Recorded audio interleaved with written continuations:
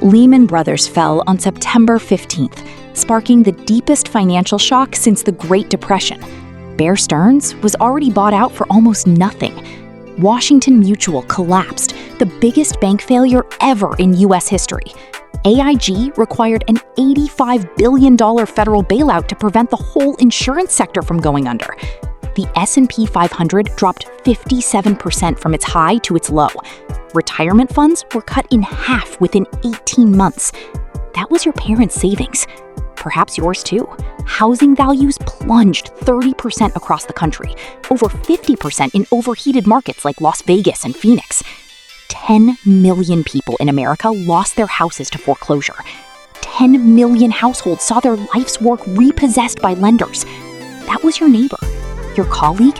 Maybe it was your own family. The homeowners who mocked renters in 2006 were sending their keys back to banks by 2009. 2 times before. Same alert, same wait, same result. Same self-assured experts proved disastrously incorrect, and it's unfolding again now. In August 2022, the yield curve flipped. The cautious analysts began sounding alarms. And just like in 1928, just like in 2006, hardly anyone paid attention because equities claimed all was well. You're seeing the same film for the 3rd time. You already know the ending. Here's why this flip is unique.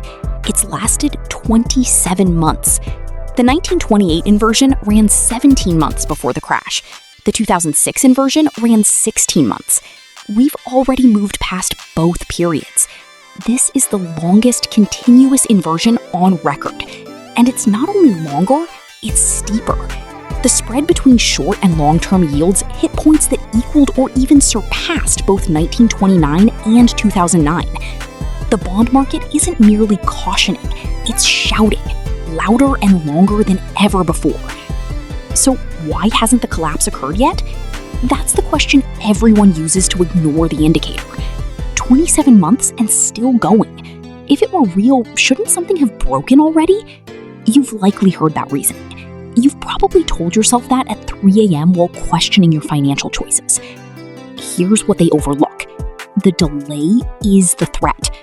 In every past instance, the longer the pause between signal and crash, the heavier the eventual fall. The yield curve doesn't forecast the date, it forecasts the order. Signal, pause, collapse.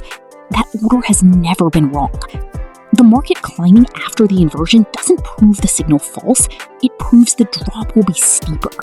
17 months of gains before 1929 came before an 89% plunge. 16 months of gains before 2008 came before a 57% plunge. We're now at 27 months. What does that calculation imply for what's ahead? But there's another reason the crash hasn't hit yet, and that reason just ran out. When COVID struck in 2020, the government injected trillions into the system. Stimulus payments, enhanced jobless benefits, business aid.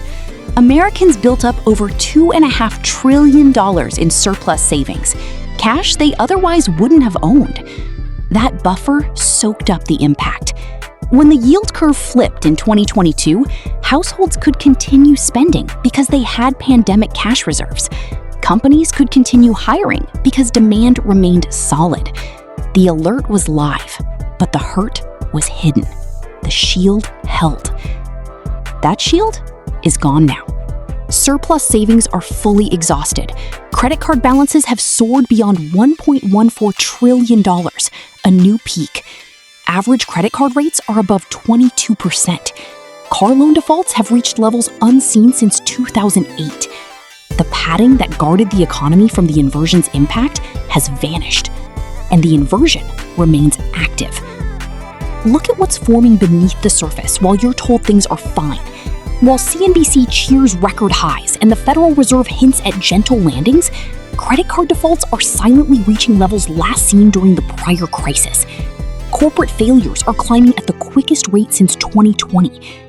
Commercial property stands 40% empty in big cities, with debts maturing that cannot be refinanced at today's rates. Full-time jobs are declining, while part-time and multiple job positions grow. The top appears stable. Below, the same fractures that came before 1929 and 2008 are widening. And here's what people are claiming. Federal Reserve officials say inflation is managed. Wall Street strategists forecast ongoing expansion through 2025. The same strategists who missed 2008. CNBC airs pieces on a soft landing secured. Former Treasury Secretary Janet Yellen stated the economy is surprisingly durable. The same phrases. New speakers, new era, the same result approaching.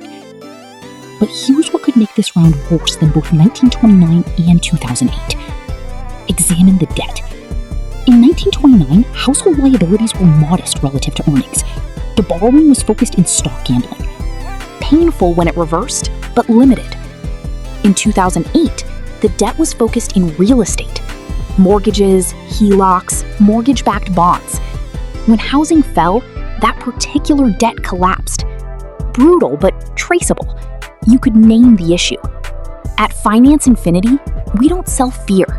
We sell preparation. The data is clear, the pattern is proven, and the clock is ticking. Warnings like the yield curve inversion are not opinions. They're historical facts with a 100% track record before every major recession. When markets ignore risk for too long, the correction becomes inevitable. Our mission is to help you protect wealth before the sequence completes. Because once the collapse begins, the only question left is whether you positioned yourself before it or became part of it. Stay ahead with Finance Infinity.